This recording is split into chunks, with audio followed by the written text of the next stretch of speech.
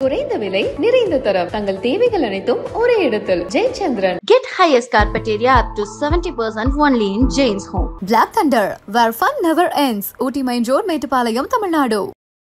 இரண்டு நாடுகளுக்கு ஊடால ஒரு பிரச்சனை. எங்களுடைய இடையூறுனால் இரண்டு நாடுகளும் சீஸ்ஃபயர் அக்ரிமெண்ட்டுக்கு ஒத்துக்கொண்டனன்னு ஒரு வல்லரசோட ஜனாதிபதி போடுறாருன்னா இதை நம்ம தேசிய தலைமை எப்படி ஏத்துக்கிறாங்க?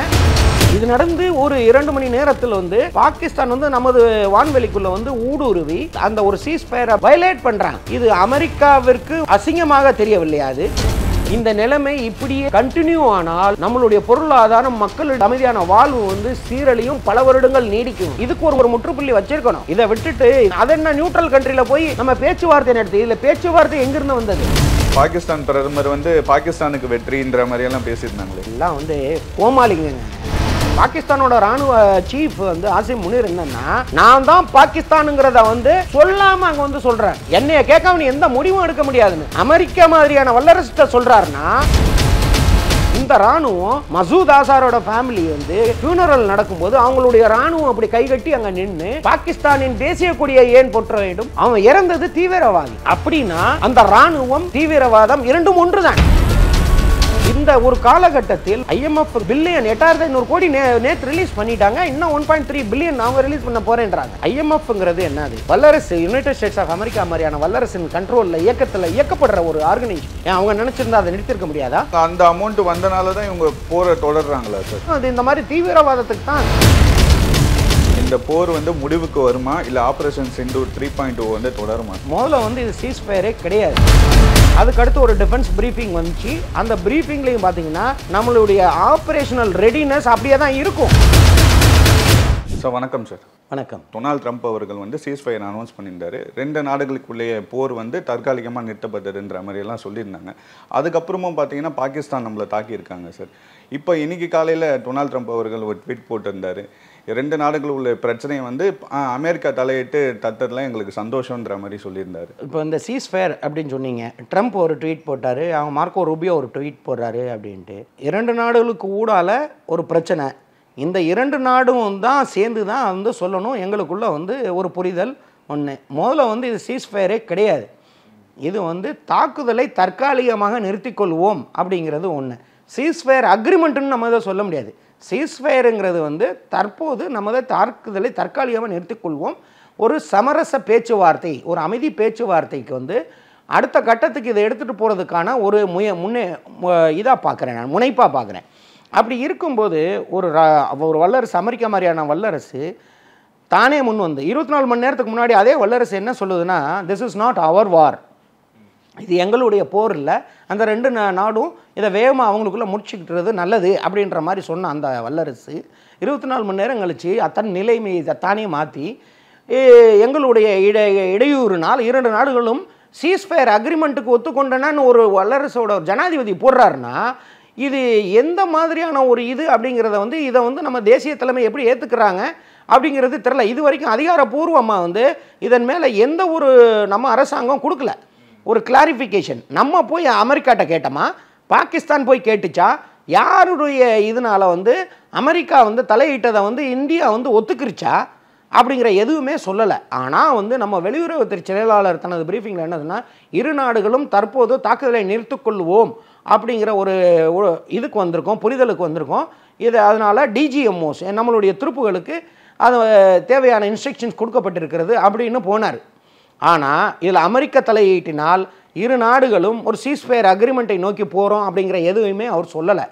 அதுக்கடுத்து ஒரு டிஃபென்ஸ் பிரீஃபிங் வந்துச்சு. அந்த பிரீஃபிங்லேயும் பார்த்தீங்கன்னா நம்மளுடைய ஆப்ரேஷனல் ரெடினஸ் அப்படியே தான் இருக்கும் அப்படிங்கிறதையும் அவங்க சொன்னாங்க. அந்த பிரீஃபிங்கில் பாகிஸ்தான் செய்கிற அத்தனை இதையும் இன்ஃபர்மேஷன் வார்ஃபேர்லேருந்து எல்லாத்தையுமே அவங்க கிளியராக சொன்னாங்க. இது நடந்து ஒரு 2 மணி நேரத்தில் பாகிஸ்தான் நமது வான்வெளிக்குள்ளே ஊடுருவி அந்த ஒரு புரிதல், அந்த ஒரு சீஸ்ஃபயர் அப்படிங்கிற ஒரு இதை வயலேட் பண்ணுறாங்க. இப்போ எனக்கு ஒன்று புரியலை. இதை இந்த சீஸ்ஃபயருங்கிறது அமெரிக்கா மாதிரியான வல்லரசு ஒரு மத்தியஸ்தம் பண்ணி நடத்தியிருந்தால் இது அமெரிக்காவிற்கு ஒரு அசிங்கமாக தெரியவில்லையா? அது ஏன்னா ஒரு பாகிஸ்தான் மாதிரி ஒரு ஏற்கனவே உக்ரைன் மாதிரியான ஒரு சிறிய நாடு பாகிஸ்தான் அதிபரை அசிங்கப்படுத்தும் விதமாக அவர் வந்து வெளிநடப்பு செய்தார். அவங்க வந்து எந்த ஒரு இதுக்கும் போகல, அவர் உடன்படிக்கைக்கும் போகல. அந்த ஒரு நேரத்தில் வந்து இது அவசியமே இல்லாமல் இரு நாட்டு பிரச்சனைகளில் வந்து தலையிட்டு இதை வந்து பாரத தேசம் வந்து இதை வரவேற்குதா அப்படிங்கிறத வந்து நம்ம தேசிய நிலைப்பாடு என்னங்கிறத வந்து நம்ம தேசிய தலைமை கூடிய சீக்கிரம் வந்து பொதுமக்களுக்கு மற்ற அரசியல் கட்சிகளுக்கும் எடுத்து சொல்லுவாங்கன்னு நினைக்கிறேன். இப்போ வந்து இந்த வயலேஷன் அப்படின்னு பார்த்தீங்கன்னா இதனால் நமக்கு பாதிப்பு நடந்ததோ இல்லையோ, வயலேஷன் இஸ் அ வயலேஷன் அப்படின்னா அப்போ நைட்டு வந்து அந்த நம்ம வெளியுறவுத்துறை செயலாளர் வந்து ஒரு வீடியோ ரெக்கார்டிங் ப்ரெஸ் மீட் கொடுக்குறாரு. அதில் என்ன சொல்கிறாரு அப்படிங்கிறத நீங்கள் கூர்ந்து கவனிக்கணும். இந்த வயலேஷனை வந்து சீஸ்ஃபயர் வயலேஷனாக அவர் சொல்லலை, இரு நாடுகளுக்கு ஊடால உள்ள சீஸ்ஃபயர் வயலேஷன் சொல்லலை. அவர் என்ன சொல்கிறாருன்னா, Pakistan has violated and understanding between DGMOs of both the countries அப்படிங்கிறார். டைரக்டர் ஜெனரல் மிலிட்ரி ஆப்ரேஷன்ஸ் அப்படிங்கிறது ஒரு நாட்டு இராணுவத்துக்கு ஒருத்தர் இருப்பார், அவர் வந்து சீஃப் ஆஃப் ஆர்மி ஸ்டாஃப்க்கு கீழே இருப்பார். அந்த நாட்டுக்கும் அப்படி ஒரு அப்பாயின்மெண்ட் இருக்கும், சீஃப் ஆஃப் ஆர்மி ஸ்டாஃபுக்கு கீழே. இதை நல்லா புரிஞ்சுக்கணும். இராணுவ தளபதிக்கு கீழே உள்ள ஒரு டைரக்டர் ஜெனரல் மிலிட்ரி ஆப்ரேஷன்ஸ், அவங்க 2 பேருக்கும் ஊடால ஒரு புரிதல் இருந்து தாக்குதலை தற்காலிகமாக நிறுத்தி வைத்திருந்ததை வயலேட் பண்ணியிருக்கிறார்கள். அதனால் இந்திய இராணுவத்துக்கு நாங்கள் வந்து சுதந்திரம் கொடுத்து விட்டோம், இதுக்கு தக்க பதிலடி கொடுங்கள் அப்படின்னு சொல்லிட்டு எந்திரிச்சு போயிட்டார். அவங்களே சொல்கிறாங்க, நம்ம வெளியுறவுத்துறை செயலாளர் இதை சொல்லிட்டு எந்திரிச்சு போயிட்டார். இப்போ வந்து இந்த சென்டென்ஸை நான் எப்படி பார்க்குறேன்னா, அப்போ தேசிய லெவலில் இந்த தாக்குதலை தற்காலிகமாக நிறுத்திக்கிறதுக்கான எந்த ஒரு புரிதல் இல்லையா அப்படிங்கிறது இது வந்து நமது மீது புகுத்தப்பட்டதா? தேசிய அதாவது ஒரு 2 நாடும் சேர்ந்து முடிவெடுத்ததா வந்து தான் அந்த ட்வீட்டில் சொல்கிறாங்க. ஆனால் இவர் என்ன சொல்கிறாரு, டிஜிஎம்ஓஸ் கூடால ஒரு அண்டர்ஸ்டாண்டிங்கை வயலேட் பண்ணிட்டாங்க அப்படின்றாங்க. இதில் எது சரி? அப்படி வந்து இரு நாடுகளுக்கு ஊடால உள்ளதாக இருந்திருந்தால் தேசியத்தின் நிலைப்பாடு என்ன இதில்? அப்போ வந்து இது வெறும் டிஜிஎம்ஓஸ் தான் அப்படிங்கும்போது இதற்கான ரிட்டாலியேட்டரி மெஷர் பதிலடி நீங்கள் என்ன எடுத்திருக்கீங்க அப்படிங்கிறத வந்து அந்த இராணுவம் தேசிய தலைமைக்கு சொல்ல கடமைப்பட்டிருக்கிறதா இல்லையா? இது எதுவுமே இல்லை. இப்போ இது வந்து மிக கூர்ந்து கவனிக்க வேண்டியது என்னென்னா, இந்த சுச்சுவேஷனில் இன்றைக்கி அமெரிக்க ஜனாதிபதி திருப்பி ஒரு ட்வீட் போடுறார், எங்களுடைய முயற்சியால் இரு நாடுகளும் வந்து எந்த விதமான தாக்குதலை நடத்தாமல் ஒரு சீஸ்ஃபயர் அக்ரிமெண்ட்டுக்கு தயாராகிவிட்டார்கள் ரெடி அப்படின்னு. அது போக அவர் நாங்கள் அவங்களுடைய பொருளாதாரத்தை வந்து மேம்படுத்துவது விதமாக அவங்களுடைய ட்ரேடை வந்து இன்னும் கூட்டி இது பண்ண போகிறோம் அப்படின்னு சொல்கிறார். ஏதோ வந்து ஒரு கிளாஸில் சின்ன பிள்ளைங்களுக்கு நீ இந்த கணக்கு போட்டேன்னா உனக்கு சாக்லேட் கொடுப்பேன்ற மாதிரி ஒரு ஜனாதிபதி, அமெரிக்க ஜனாதிபதி அவருடைய லாங்குவேஜ் இது வந்து ஒரு டிப்ளமேசி அப்படிங்கிறதே இதில் எதுவுமே கிடையாது. இதுக்கு மேலே வந்து ஹைட்ஸ் ஆஃப் டீசன்சி என்னன்னு பார்த்தீங்கன்னா, இரு நாடுகளுக்கும் நாங்கள் ஜம்மு காஷ்மீர் பிரச்சனைக்கு ஒரு நிரந்தர சொல்யூஷன் கொடுக்குற உதவி பண்ணுவோம் அப்படின்னு. நம்ம தேசிய நிலைப்பாடு என்ன? சுதந்திரம் அடைந்ததிலிருந்து ஜம்மு காஷ்மீர் என்பது இந்தியாவின் இறையாண்மைக்கு உட்பட்ட பகுதி, அதற்கு ஊடால் வேறு யாரும் வருவதை இந்தியா விரும்பவில்லை அப்படிங்கிறது தான் காலங்காலமாக ஒவ்வொரு அரசியல் கட்சியும் வந்து சொல்லிக்கிட்டு வருது. நம்ம தேசிய நலன் கருதி நமது தேசிய தலைமை என்ன செய்யணும்? இந்த பிரச்சனை வந்து எனக்கும் பாகிஸ்தானுக்கும் ஊடால உள்ளது, இதை எப்படி நான் பார்த்துக்கணும் தெரியும். இன்னைக்கு வந்து அமெரிக்காவை நீங்கள் பெர்மிட் பண்ணீங்கன்னா நாளைக்கு சைனா உள்ள வரும்போது நீங்கள் மாட்டேன்னு சொல்ல முடியுமா? இல்லை, இந்த சைனா பேசியிருந்தா கூட பரவாயில்ல சார், நம்ம நட்பு நாடு, நம்ம பக்கத்துக்குள்ளேயே இருக்காங்க. நட்பு நாடுன்றது கிடையாது இதில் வந்து, நட்பு எதிரின்றதுக்கு வந்துக்கே நான் வரல. இது நாள் வரைக்கும் நம்மளுடைய வந்து தேசிய நிலைப்பாடு என்ன? ஜம்மு காஷ்மீர் என்பது இந்தியா பாகிஸ்தானுக்கு இடையிலான ஒரு இரு நாட்டு பிரச்சனை. இதில் வந்து யுனைடெட் நேஷன்ஸோ வேறு எந்த நாடும் தலையிடுவதை இந்தியா விரும்பவில்லை அப்படிங்கிறது தான் நிலைப்பாடு. இன்னைக்கு அமெரிக்க ஜனாதிபதி வந்து ஒரு பொறுப்பில்லாத ஒரு ட்வீட்டுன்னு தான் நான் அதை பார்க்குறேன். இந்த ட்வீட் போடுறாருன்னா நம்ம தேசிய தலைமை என்ன இது வந்து கண்டிச்சுக்கணும், இது அவர்களுடைய நிலைப்பாடு என்னங்கிறத கிளியராக திருப்பி எடுத்து சொல்லணும். இப்போ வந்து இந்த மாதிரி ட்வீட் வந்து மாறி மாறி அமெரிக்கா மாதிரியான ஒரு வல்லரசை போடுறாங்க. எங்களுடைய இடையூறினால் இந்த சமாதான பேச்சுவார்த்தை அப்படின்னு சொல்லும்போது ஏன் நம்ம தேசிய தலைமை வந்து இதை கேள்வி கேட்கக்கூடாது? யார் உன்ட்ட வந்தால் knew how did you come in to this if you are come? சரி, நான் ஒத்துக்கிறேன், அவங்க வந்து நமக்கு நட்புணர்வு கொண்டாடி வந்துட்டாங்க அப்படின்றதையும் ஒத்துக்கிறேன்.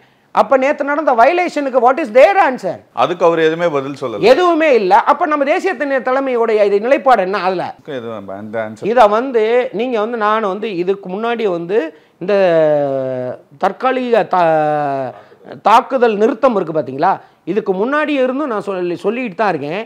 இந்த நிலைமை இப்படியே வந்து கண்டினியூ ஆனால் நம்மளுடைய பொருளாதாரம் மக்களின் அமைதியான வாழ்வு வந்து சீரழியும், பல வருடங்கள் நீடிக்கும். அது இதற்கு இராணுவ இது வந்து அடிதான் வந்து இதுக்கு பதில் இல்லை. ஆனால் இதுக்கு ஒரு முற்றுப்புள்ளி வைத்தே ஆக வேண்டும். ஷார்ட் அண்ட் கிறிஸ்பான ஒரு முற்றுப்புள்ளி வச்சிருக்கணும். இதை விட்டுட்டு இது ஒரு நாங்கள் பேச்சுவார்த்தைக்கு போகிறோம் அப்படின்றத வந்து இன்னமுமே நம்ம அதிகாரப்பூர்வ தகவல் கிடையாது. நமது அரசாங்கம் அதிகாரப்பூர்வ தகவல் அவங்க என்ன சொல்கிறாங்க, நியூட்ரல் கண்ட்ரியில் வந்து நம்ம வந்து terms of reference conditions of சீஸ்ஃபயரை வந்து நம்ம பேசுவோம் அப்படிங்கிறாங்க. அப்படின்றது பாகிஸ்தான் தான் ஃபர்ஸ்ட். பாகிஸ்தான் வந்து சொல்கிறாங்கன்னா நம்ம தேசிய நிலைப்பாடு என்ன, நமக்கு அந்த வந்து நியூட்ரல் கண்ட்ரி எதுக்கு? ஆரம்பத்துலேருந்தே நம்ம வந்து என்ன சொல்கிறோம், நியூட்ரல் கண்ட்ரின்றதே கிடையாது. இது என் நாட்டில் நீ நடத்தின தீவிரவாத தாக்குதலை நான் போரா பார்க்குறேன். என்னுடைய இறையாண்மைக்கு எதிராக எந்த செயல் செய்தாலும் அதற்கு நீயும் நானும் தான். அது என்ன நியூட்ரல் கண்ட்ரியில் போய் நம்ம பேச்சுவார்த்தை நடத்தி, இதில் பேச்சுவார்த்தை எங்கிருந்து வந்தது? இதில் நேற்று இரவு பார்த்தீங்கன்னா இந்த பாகிஸ்தான் பிரதமர் வந்து பாகிஸ்தானுக்கு வெற்றின்ற மாதிரியெல்லாம் பேசியிருந்தாங்களே சார். ஏங்க அவங்க எல்லாம் வந்து கோமாளிங்க. பாகிஸ்தான் நாட்டில் உள்ள அரசியல் தலைவரோ இராணுவத்தின் தலைவரோ இல்லை தீவிரவாதிகள் தலைவர்னு சொல்லிக்கிட்டு தன்னைத்தானே வந்து இது பண்ணிக்கிட்டு இருக்கிற எல்லாருமே கோமாளிகளாக பார்க்கிறேன். அவங்களுக்கு ஏதாவது கொள்கை கோட்பாடு மரபு அப்படின்னு எதுவுமே கிடையாது. ஒரு டிசிப்ளின் அப்படிங்கிறது எதுவுமே கிடையாது. பாகிஸ்தான் மக்களால் தேர்ந்தெடுக்கப்பட்ட அரசுக்கு ஏதாவது அதிகாரம் இருக்கா? அப்படி இருந்திருந்தா நேற்று நடந்த அந்த அமெரிக்க ஜனாதிபதியோட ட்வீட்டில் போட்ட மாதிரி இருநாட்டு பிரதமர், இருநாட்டு டிஃபென்ஸ் மினிஸ்டர், இருநாட்டு நேஷனல் செக்யூரிட்டி அட்வைசர் மட்டும் கலந்து கொண்டு முடிவெடுக்க வேண்டிய ஒரு டிப்ளமேசியில் ஒரு எக்ஸ்டர்னல் அஃபேர் இதில் எப்படி சீஃப் ஆஃப் ஆர்மி ஸ்டாஃப் போய் சேர? எந்த நாட்டிலையும் இது நடக்காத ஒன்று இந்த நாட்டில் நடக்குது. சீஃப் ஆஃப் ஆர்மி ஸ்டாஃப் அதில் எதுக்கு அங்கம் வகிக்கிறார்? நமது நாட்டு சீஃப் ஆஃப் ஆர்மி ஸ்டாஃபோ சிடிஎஸோ யாருமே போலையே. அதில் ஏன் அவங்க விடுறாங்க அப்படின்னா, இராணுவம் இல்லாமல் அந்த பாகிஸ்தானில் உள்ள மக்களால் தேர்ந்தெடுக்க அரசு ஒன்றுமே செய்ய முடியாது. அப்படி முதுகெலும்பு இல்லாத அரசுங்கிறத உலக அரங்கில் அவங்க வந்து இதை நிரூபிக்கிறாங்க. அங்கே வந்து பாகிஸ்தானோட இராணுவ சீஃப் வந்து ஆசிம் முனீர் என்னன்னா, நான் தான் பாகிஸ்தானுங்கிறத வந்து சொல்லாமல் அங்கே வந்து சொல்கிறார். என்னைய கேட்காம நீ எந்த முடிவும் எடுக்க முடியாதுன்னு அமெரிக்கா மாதிரியான வல்லரசிட்ட சொல்கிறாருன்னா, அமெரிக்கா வந்து அதை எப்படி ஒத்துக்கிட்டாங்கன்றது தான் எனக்கு புரியலை. ஒரு டெமோக்ராட்டிக் கண்ட்ரியில் how can chief of army staff be the deciding factor? இது வந்து ரொம்ப நான் வந்து கேவலமான ஒரு செயலாக பார்க்குறேன். அதே இராணுவம் இப்போ இவ்வளவு பவர்ஃபுல்லான இராணுவம்னு சொல்கிறீங்க இல்லையா, இந்த இராணுவம் மசூத் ஆசாரோட ஃபேமிலி வந்து ஃபியூனரல் நடக்கும்போது அவங்களுடைய இராணுவம் அப்படி கைகட்டி அங்கே நின்று அதுக்கு ஸ்டேட் ஃபியூனரல் தேசிய இது மரியாதையை ஏன் கொடுக்கணும்? அவன் இறந்தது தீவிரவாதி. அந்த இராணுவம் அவனுக்கு மசூத் ஆசாருங்கிற வந்து உலகமே வந்து பிரிஸ்கிரைப் பண்ணப்பட்ட ஒரு தீவிரவாதி, உலகத்தால் பேன் பண்ணப்பட்ட ஒரு ஆர்கனைசேஷன். அதை சேர்ந்த உறுப்பினர்களின் உடலுக்கு பாகிஸ்தானின் தேசிய கொடியை ஏன் போற்ற வேண்டும்? அப்படின்னா அந்த இராணுவம் தீவிரவாதம் இரண்டும் ஒன்று தான். இவங்க யூனிஃபார்மில் இருக்காங்க, அவங்க யூனிஃபார்மில் இல்லை. இதை ஒரு காலம் வந்து எந்த ஒரு நாடும் ஒப்புக்கொள்ளக்கூடாது. அது எனக்கு இது வரைக்கும் புரியாதா புதிராக இருக்கிறது. இந்த ஒரு காலகட்டத்தில் பலூச்சிஸ்தான் மாதிரி கலவரங்கள் நடந்து கொண்டிருக்கும் போது IMF என்கிற இன்டர்நேஷனல் ஆர்கனைசேஷன் 1 பில்லியன் கொடுத்திருக்காங்க. 1 பில்லியன் 8500 கோடி நேற்று ரிலீஸ் பண்ணிட்டாங்க. இன்னும் 1.3 பில்லியன் அவங்க ரிலீஸ் பண்ண போறேன்றாங்க. அது அந்த IMFங்கிறதுல இருந்து கடன் வாங்கினவன் இன்னைக்கு சரித்திரத்தில் எந்த நாடுமே நல்லா இருந்ததாவே கிடையாது. IMF வாங்கினது இந்தியா வந்து 1993 இருந்து அதில் வந்து எந்த ஒரு இதுவும் வச்சுக்கிறது கிடையாது பிஸ்னஸ் IMF-ஓட. இப்போ இதை வந்து எல்லாம் IMFங்கிறது என்னது? வல்லரசு யுனைடெட் ஸ்டேட்ஸ் ஆஃப் அமெரிக்கா மாதிரியான வல்லரசின் கண்ட்ரோலில் இயக்கப்படுற ஒரு ஆர்கனைசேஷன். ஏன் அவங்க நினைச்சிருந்தா அதை நிறுத்திருக்க முடியாதா? இல்லை, இந்தியாவும் சொல்லியிருந்தாங்க இப்போதைக்கு கொடுக்க வேண்டாம். அதை எதிர்ப்பு தெரிவித்தும் அந்த மாதிரி வல்லரசால் இயக்கப்படுகிற அந்த ஒரு ஆர்கனைசேஷன், இன்டர்நேஷனல் ஆர்கனைசேஷன், ஏன் அதை கொஞ்ச நேரத்துக்காக தற்காலிகமாக நிறுத்தி வைக்கிறோம் அப்படின்னாவது ஒரு ஸ்டேட்மெண்ட் கொடுத்துருந்துருக்காங்க. அவங்க அந்த அமௌண்ட் வந்தனால தான் இவங்க போரை தொடர்றாங்களா சார்? அப்படின்னு இல்லை, இவங்க வந்து இந்த ஒரு கடனை எனக்கு இன்னொரு கடன் வாங்குற நிலைமையில் இருக்கிறாங்க. அந்த நாடு பாகிஸ்தான் என்கிற நாடு இப்போ வந்து இந்த பணம் வச்சு இது வந்து அவங்க எதுக்கு வாங்குறாங்க, ஏன் வாங்குறாங்கன்றது வந்து நம்மளுடைய கன்சர்னே கிடையாது. இதை வந்து அவங்க எதுக்கு வேணால் யூஸ் பண்ணிட்டு போட்டோம். 8500 கோடிங்கிறது வந்து ஒரு சாதாரண ஒரு சின்ன அனௌன்ஸ்மெண்ட்டில் வந்து நம்ம பிரதம மந்திரி நாட்டு நலனுக்கு வந்து செலவழிச்சுக்கிட்டு இருக்கிற இந்த நேரத்தில் அது வந்து நமக்கு ஒரு பெரிய விதமாக ஆனால் ஏன் கண்டிக்கணும் அப்படின்னா, நம்ம அசாதாரணமான சூழ்நிலை நிலவுகிறது. பாகிஸ்தானுக்கு எது கிடைச்சாலும் அது இந்த மாதிரி தீவிரவாதத்துக்கு தான் அவங்க அதை கொண்டு போய் சேர்க்குறாங்க. அப்படிங்கிற ஒரு சுச்சுவேஷனில் இதை எதையுமே கண்டுகொள்ளாத யுனைடெட் ஸ்டேட்ஸ் ஆஃப் அமெரிக்கா எப்படி வந்து 24 மணி நேரத்தில் தன்னுடைய நிலையை மாற்றி நாங்கள் தலையிட்டு இரு நாடுகளுக்கும் ஊடால அமைதி பேச்சுவார்த்தைக்கு திரும்புமாறு சொன்னதை அவங்க ஏற்றுக்கிட்டாங்கன்னு சொல்கிறத நம்ம தேசிய தலைமையும் நம்ம ஏதாவது ஒரு பொறுப்பான ஒரு ஒரு ஒரு ஸ்டேட்மெண்ட் நம்ம நிலைப்பாடு என்ன அது எதுவுமே நம்ம எதுவும் சொல்லாமல் நம்ம ஒரு மாநாட்டு மக்களுக்கு வந்து சாதாரண மக்களுக்கு தெரியப்படுத்தணும். அதாவது இது வரைக்கும் பார்த்தீங்கன்னா இராணுவ ரீதியான நடவடிக்கை எதையுமே வந்து நான் எல்லா ஊடக வாயிலாகவும் சொல்கிறது என்னென்னா அதிகாரப்பூர்வ தகவல் அல்லாத எதையுமே நம்பக்கூடாது அப்படின்னு சொல்கிறேன் நான். இப்போ நான் அந்த கேள்வியை கேட்குறேன், இதில் ஏன் அதிகாரப்பூர்வ தகவல் இல்லை? நமது நாட்டின் நிலைப்பாடு என்ன? ஒவ்வொரு இந்த மக்கள் 150 கோடி மக்களில் ஒவ்வொரும் தெரிஞ்சுக்கிறதுக்கு வந்து அவங்க வந்து சொல்லணும், அவங்க கடமைப்பட்டிருக்கிறார்கள். இல்லை, பிரதமர் மோடி வந்து நம்ம ட்ரம்ப் அவர்கள் கூட நட்பு இருக்கிறோமே, அவரை எப்படி நம்ம பகச்சிக்கலான்ற ஒரு இதனால சைலண்டாக இருக்காங்களோ? நட்புன்றது வந்து தனி மனித அரசியல் இது கிடையாது. இதில் இரு நாடுகள் சம்பந்தப்பட்டது. மோடி அப்படிங்கிற ஒரு தனி மனிதன் கிடையாது. நாட்டின் பிரதமர் 150 கோடி மக்களால் தேர்ந்தெடுக்கப்பட்ட ஒரு பிரதம மந்திரி. அவருடைய விருப்பு வெறுப்பு, தனிப்பட்ட விருப்பு வெறுப்புக்கு வந்து இது வரவே வராது. எக்ஸ்டர்னல் அஃபேர்ஸுங்கிறது வந்து வரவே வராது. இது நாட்டு நலன் கருதி எந்த விருப்பு வெறுப்பும் இல்லாமல் நடந்துக்கிட்டாதான் தேசிய தலைவராக ஒத்துக்கொள்ளப்படுவார். நல்ல முதிர்ச்சி அடைந்த தலைவர் அவர் தன்னுடைய தனிப்பட்ட விருப்பு வெறுப்பை இதில் கொண்டு வருவது வந்து நான் வந்து ஒத்துக்கிற மாட்டேன். அவர் கொண்டு வரவும் மாட்டார்னு எனக்கு நம்பிக்கை இருக்கு. ஏன்னா இவ்வளோ தூரம் கண்டிப்பாக சூப்பராக கொண்டு வந்திருந்தார் மோடி அவர்களை தவிர வேற யாருமே இந்த அளவுக்கு கொண்டு வந்திருக்கோம் இல்லை. அதை நான் வந்து அந்த மாதிரி நான் எதுவுமே சொல்ல மாட்டேன். ஒரு லீடர் அப்படிங்கிறது வந்து இராணுவம்னாலும் சரி எங்கனாலும் சரி, the situation creates the leader. ஒரு நிலைமை, ஒரு அசாதாரணமான நிலையில் தான் ஒரு லீடர் வந்து உருவாக்கப்படுகிறான். ரைட்டுங்களா? எந்த ஒரு தலைமையாக இருந்தாலும் சரி. 1971 அம்மையார் இந்திரா காந்திக்கு மேலே பெரிய அவங்க எடுத்த வந்து ஒரு முடிவு, இராணுவத்துக்கு கொடுத்த சுதந்திரம், பங்களாதேஷ் என்ற நாடு பிறந்தது, வெற்றிகரமான அவ்வளோ பெரிய பாகிஸ்தான் இராணுவம் நம்மகிட்ட சரணடைஞ்சாங்க. அப்போ அந்த முடிவை வந்து அந்த அம்மையார் தவிர வேற யாரும் எடுத்துக்க முடியாது அப்படின்னு சொன்னால் அதுக்கு நான் வந்து ஒத்துக்க மாட்டேன். அந்த இடத்துல தலைமை வந்து அந்த இது வந்து ஆட்டோமேட்டிக்காக அந்த சிச்சுவேஷன் உருவாக்கும். அந்த சூழ்நிலை அந்த தலைமைக்கு வந்து அந்த குணத்தை கொடுக்கும். இது வந்து தனி மனிதனுடைய ஒரு முடிவு கிடையாது. இதை நல்லா புரிஞ்சுக்கணும். இப்போ ட்ரம்ப் அவர்களுமே பார்த்தீங்கன்னா இப்போ அமைதி பேச்சுவார்த்தை முடிஞ்சதுன்ற மாதிரி பேசுகிறத தவிர அவங்க நடத்தின தாக்குதலை பற்றி பேச மாட்டாங்க. இங்கே பாருங்க, ட்ரம்ப் வந்து உலக அரங்கில் வந்து அவரை வந்து ஒரு வல்லரசின் ஜனாதிபதியாக யாருமே பார்க்கல. ரைட்டா? அவர் தன்னுடைய தனிப்பட்ட விருப்பு வெறுப்புகளை மட்டுமே வச்சு போகிறார். அவர் அந்த நாட்டு காங்கிரஸ், அவங்க காங்கிரஸ்ன்னு சொல்லுவாங்க, அவங்களுடைய அந்த காங்கிரஸோடைய இது இல்லாமல் எதுவுமே ஜனாதிபதியே இயங்க முடியாது. ஆனால் இவர் வந்து அது எதையுமே மதிக்க மாட்டார். இவருடைய பேச்சு, இவருடைய கண்டக்ட் எதுவுமே வந்து ஒரு அமெரிக்க ஜனாதிபதிக்கான அந்த உரித்தான ஒரு இது இல்லாமே தான் இருக்கு. இதை பற்றி யோசிக்க மாட்டேன். அவரை எவ்வளோ அசிங்கப்படுத்தினாலும் அவர் வந்து தொடச்சிட்டு போயிடுறாரு. இதை வந்து அதனால் அவரை பற்றி நம்ம வந்து எந்த ஒரு டிஸ்கஷனும் பண்ண வேணாம். அவர் வந்து ஜனாதிபதி, அமெரிக்காவின் ஜனாதிபதி, அவருக்கே உரித்தான மரியாதையை நமக்கு கொடுத்தே வேணும். ஒரு வல்லரசின் ஜனாதிபதி, அந்த மக்களால் தேர்ந்தெடுக்கப்பட்ட ஜனாதிபதி. அதனால் வந்து அது எந்த மாற்று கருத்தும் கிடையாது. ஆனால் அவருக்கு இந்திய நாட்டு ஜனநாயகத்தின் மேல் அவருக்கு வந்து அதிகாரம் உள்ளது. அவர் தன்னைத்தானே ஏன் நம்ம மீது திணிக்க வேண்டும்? நம்மளுடைய உள்நாட்டு விவகாரமானாலும் சரி, நமக்கும் பாகிஸ்தானுக்கு உள்ள விவகாரமாக இருந்தாலும் சரி, நமது தேசிய தலைமை இருக்கிறது.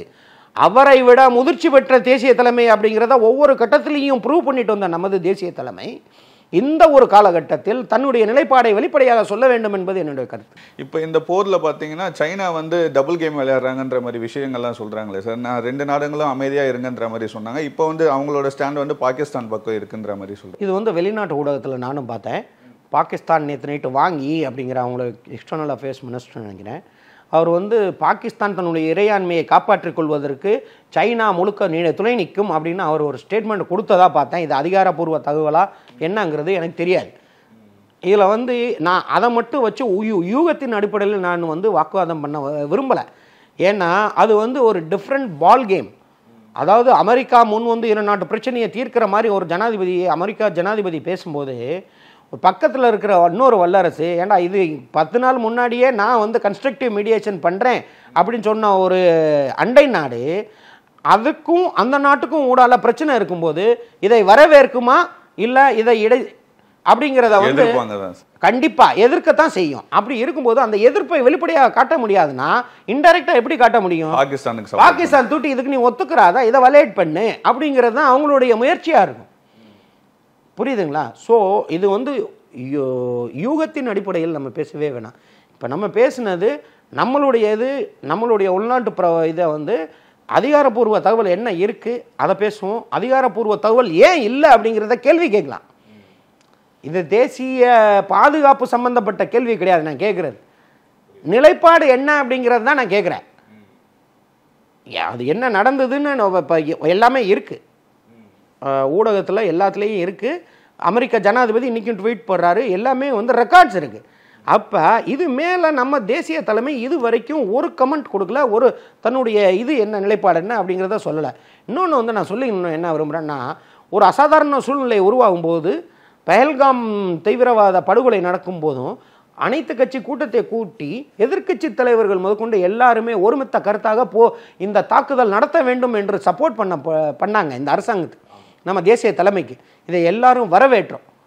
இப்போ வந்து இன்னொரு முக்கியமான இந்த காலகட்டத்தில் இன்னொரு முக்கியமான ஒரு வந்து டெசிஷனை வந்து இந்த தேசிய தலைமை இந்த நாடு எடுக்க வேண்டிய காலகட்டத்தில் இருக்குது. சீஸ்ஃபயர் அக்ரிமெண்ட் பண்ணலாமா வேணாமா அப்படின்னா நம்ம எந்த மாதிரி பண்ணணும், என்ன கண்டிஷன்ஸ் இருக்கணும், என்ன டேர்ம்ஸ் ஆஃப் ரெஃபரன்ஸ் இருக்கணும், இது எல்லாத்தையும் திருப்பி அதே வந்து அனைத்து கட்சி கூட்டத்தை கூட்டி எதிர்க்கட்சி தலைவர் முதற்கொண்ட எல்லாருடைய கருத்துக்களையும் கேட்டு ஒருமித்த கருத்தாக வந்து நம்ம எடுத்து செல்றது தானே முறையான ஒன்றா இருக்கும்.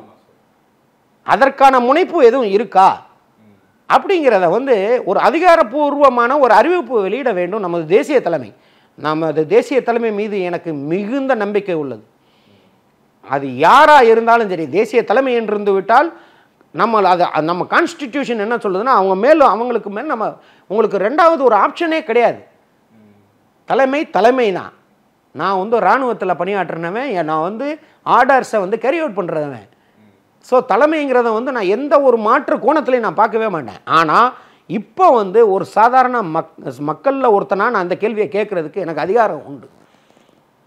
அதனால் நான் எதிர்பார்க்கிறது தற்போதைய சூழலால் நமது தேசிய தலைமை ஒரு விரிவான ஒரு விளக்கம் நமது தேசிய நிலைப்பாடு குறித்து அனைத்து மக்களையும் போய் சேர்ற மாதிரி ஒரு அதிகாரப்பூர்வ அறிவிப்பு வெளியிட வேண்டும் என்பது எனது வேண்டுகோள். சார், இப்போ நடந்த வரைக்கும் போரில் பார்த்தீங்கன்னா யாருக்கு அதிக சேதம் அடைஞ்சிருக்கும் சார்? ஏன்னா இந்தியன் கவர்மெண்ட் வந்து பாகிஸ்தானோட ஏர்பேஸ் எல்லாம் காலி பண்ணியிருக்காங்கன்ற மாதிரி விஷயங்கள்லாம் சொல்கிறாங்க. இப்போ பார்த்தீங்கன்னா 8ஆம் தேதி நைட்டு வந்து ஒரு 300-400 ட்ரோன்ஸ் வந்தது. அந்த ட்ரோன்ஸில் வந்து பார்த்திங்கன்னா மோஸ்ட் ஆஃப் த பெரும்பாலானவை வந்து டம்மி ட்ரோன்ஸ். ஒரு சில ட்ரோன்ஸில் வந்து எக்ஸ்ப்ளோசிவ்ஸ் வச்சு இதை பாகிஸ்தான் லேட்டர் வந்து அவங்களுடைய டாக்டிக்ஸ் என்னன்னு பார்த்தீங்கன்னா, நாங்கள் வந்து அவங்களுடைய ஏர் டிஃபென்ஸ் சிஸ்டமோட எஃபெக்டிவ்னஸ், அவங்களுடைய எக்யூப்மெண்ட் எங்கே இருக்குன்னு தெரிஞ்சுக்கிறதுக்காக இதை அனுப்பிச்சோம் அப்படின்னு ஒரு இதை சொன்னாங்க.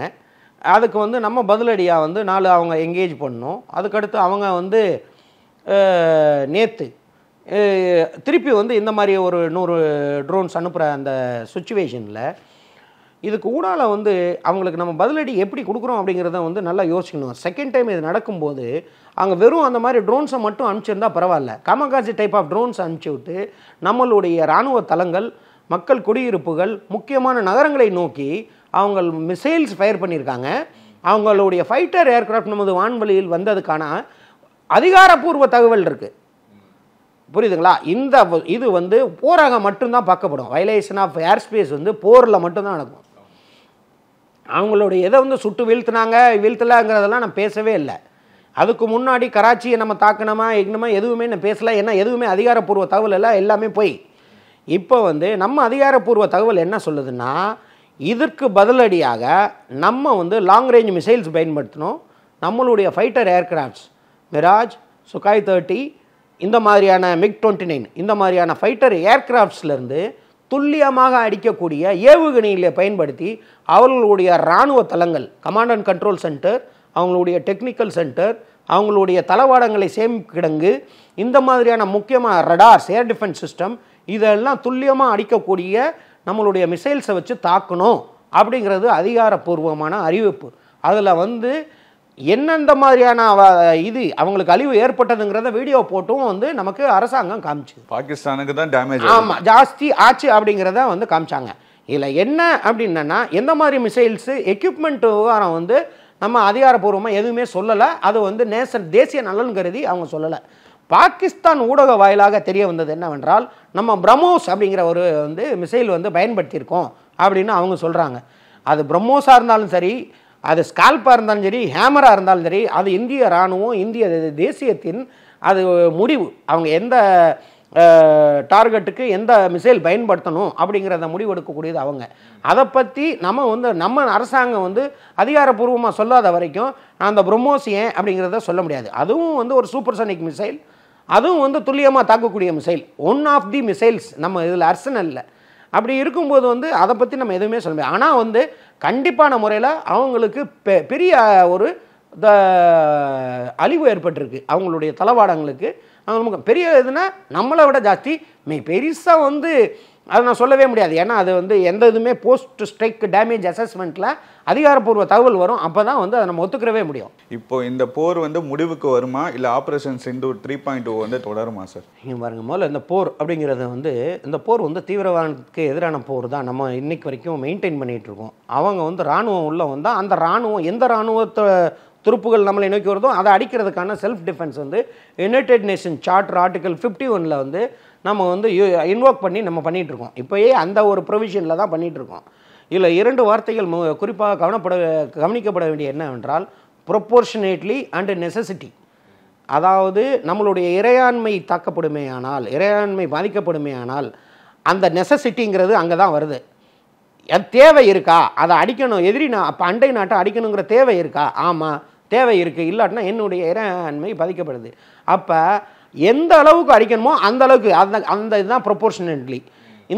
இந்த ப்ரொப்போர்ஷனலிட்டிங்கிற வார்த்தையை நம்ம வெளியுறவுத்துறை செயலாளர் ஒவ்வொரு தடவையும் பயன்படுத்தியிருப்பார். அவருடைய ப்ரெஸ் மீட்டை நீங்கள் எடுத்து பார்த்தீங்கன்னா நேற்றும் அவர் என்ன சொல்கிறாருன்னா, நம்ம ரிட்டாலியேஷன், நம்ம பதிலடி உரிய பதிலடி, அதாவது ஃபோக்கஸ்ட், மெஷர்டுங்கிறது கேலிப்ரேட்டட் அப்ரோச். அதாவது அவங்க 4 டேங்க் வச்சாச்சா நம்ம 4 டேங்க் மட்டும்தான் அடிக்கணும் அப்படிங்கிறது. அதாவது ஒரு பொறுப்பான ஒரு பதில், புரியுதுங்களா? நீ ஒருத்தனை போட்டேன்னா நான் 10 பேரை போடுவேங்கிறது யுனைடெட் நேஷன்ஸில் ப்ரொவிஷன்ஸ்லையும் கிடையாது. எந்த ஒரு நாடும் அந்த மாதிரி ஒரு இதை எடுத்துக்கிற முடியாது. இதில் பார்த்தீங்கன்னா நம்ம ஆரம்பித்தது ஒரு இராணுவத்தையோ ஒரு தேசியத்துக்கு அகெயின்ஸ்டாவோ எதிராகவோ கிடையாது. இந்த போர், இந்த தாக்குதல் இது தீவிரவாதத்துக்கு எதிரான போர். தீவிரவாதிகளை எப்படி சொல்லுவாங்கன்னா உலக அரங்கில் நான் ஸ்டேட் ஆக்டர்ஸ் அப்படிம்பாங்க. தீவிரவாதிகளாக இருந்தாலும் சரி, என்ன பேர் வேணால் வச்சுக்கோங்க. அதாவது அது ஒரு அரசாங்க அங்கம் கிடையாது, ஒரு அரசின் அங்கம் கிடையாது. அதனால் நான் ஸ்டேட் ஆக்டரும்பாங்க. இவங்களுக்கு எதிராக ஒரு அண்டை நாட்டுக்கு ஊடுருவி நம்ம அடிக்கணுன்னாலும் அந்த ஆர்டிக்கல் 51 தான் நம்ம அதில் தான் அந்த ப்ரொவிஷன் இருக்குது, நம்ம அடிக்கலாங்கிறது. அதுக்கு அந்த நாடு துணை போயிருக்கு அப்படிங்கிறத நம்ம உலக அரங்கில் நிரூபிக்கணும். அதுக்கப்புறம் தான் அந்த தீவிரவாதத்தை அந்த நாட்டில் புகுந்து நம்ம அடிக்க முடியும். இது எல்லாத்தையுமே கவனத்தில் கொண்டு தான் நம்ம இது வரைக்கும் செயல்பட்டுட்டு வந்திருக்கோம். அப்படி இருக்கும்போது இது அடுத்த கட்டத்தில் என்னவா இருக்கும் அப்படிங்கிறத எது டிசைட் பண்ணும் அப்படின்னு பார்த்தீங்கன்னா, இதில் அமெரிக்கா என்ன ரோல் ப்ளே பண்ணியிருக்கு இது வரைக்கும், சைனாவுடைய இது என்ன, புரியுதுங்களா? இந்த எக்ஸ்டர்னல் ஏன்னா இவங்க 2 பேரும் அவங்க ஒரு ஸ்டேட்மெண்ட் கொடுக்குறாங்க, இவங்க ஒரு ஸ்டேட்மெண்ட். இது என்ன, நம்ம தேசிய நிலைப்பாடு என்னன்னு தெரியாமல் அடுத்த ஸ்டெப்பு என்னவா இருக்கும்னு யாராலையும் யோசிக்கவே முடியாது. இதுக்காகத்தான் நான் இப்பயும் சொல்கிறேன், தேசிய தலைமையை தலைமையுடன் கேட்டுக்கொள்வது என்னவென்றால், நமது 150 கோடி மக்களுக்கு கரெக்டான தேசிய நிலைப்பாடை எடுத்து சொல்லணும்னு வேண்டிக்கிறேன். ஓகே, ரொம்ப நன்றி சார். வணக்கம். குறைந்த விலை, நிறைந்த தரம், தங்கள் தேவைகள் அனைத்தும் ஒரே இடத்தில். Jayachandran. Get highest carpet area up to 70% only in Jane's Home. Black Thunder, where fun never ends. Ooty Main Road, Mettupalayam, Tamil Nadu.